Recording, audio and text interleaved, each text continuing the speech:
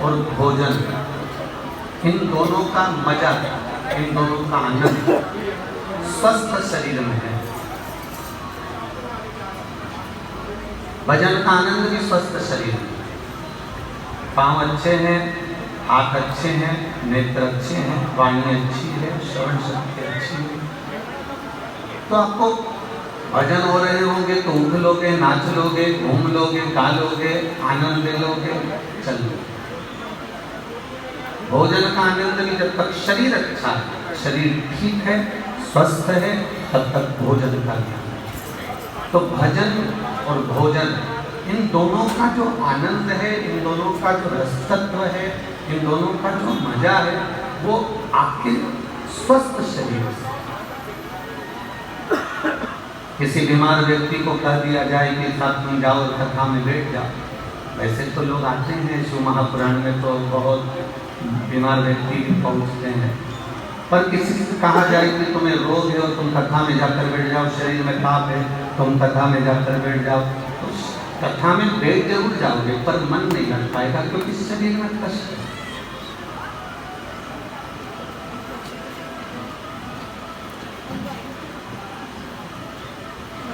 अब कल हम यहाँ से जा रहे थे और किसी ने जल के पाँव पकड़ लिया, और पाँव पकड़ लिया तो घुटना मुड़ गया।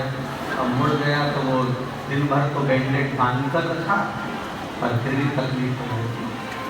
तो अब यहाँ तो व्यासपीठ थोड़ा सा नीचा भी है, ऊंचा होता तो पाँव नीचे से थोड़ा सा पर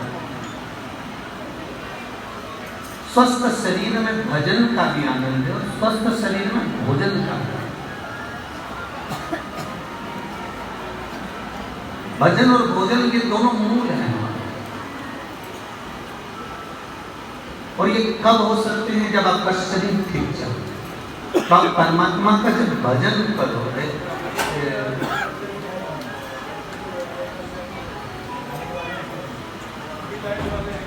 दो लोटे देखे हैं आप लोगों ने, दो तरह के लोटे। एक लोटा होता है तांबे का जो कलश जैसा होता है, ठीक है, और दूसरा लोटा होता है जिसको गट्टी कहते हैं। गट्टी से मतलब होता है उसका पैंदा नीचे से छोटा नहीं होता, नीचे से वो पैंदा चौड़ा होता है, फिर ऐसा घूमता घूमता ऊपर लंबा चले जाता है, उसको गट्टी कहते हैं।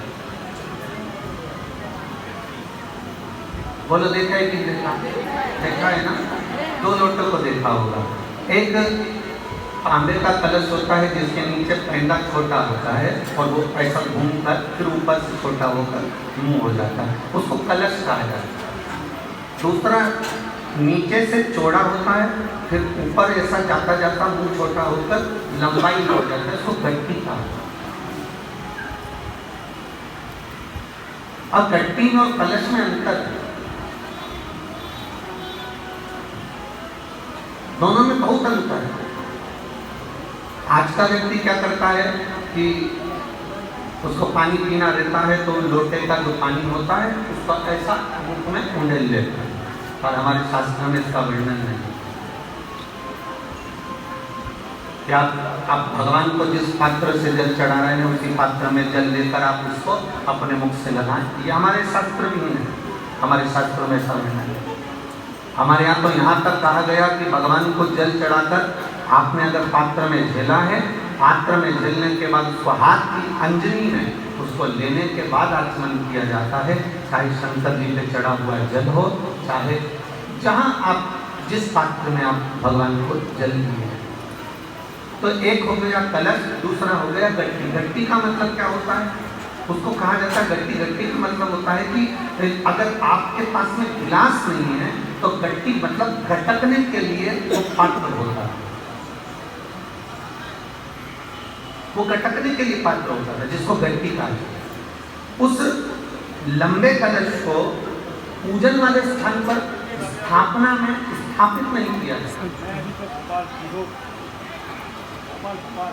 उसे स्थापना में स्थापित नहीं किया जाता। पूजन वाले कलश में उसकी स्थापना में उसको स्थापित नहीं किया जाता, क्योंकि वो गट्टी में आ गया, उसका पैंदा नीचे से एकदम इतना बड़ा पैंदा चपटा और फिर वो ऊपर से गोल होता हुआ लंबा। सोचो क्या करना है।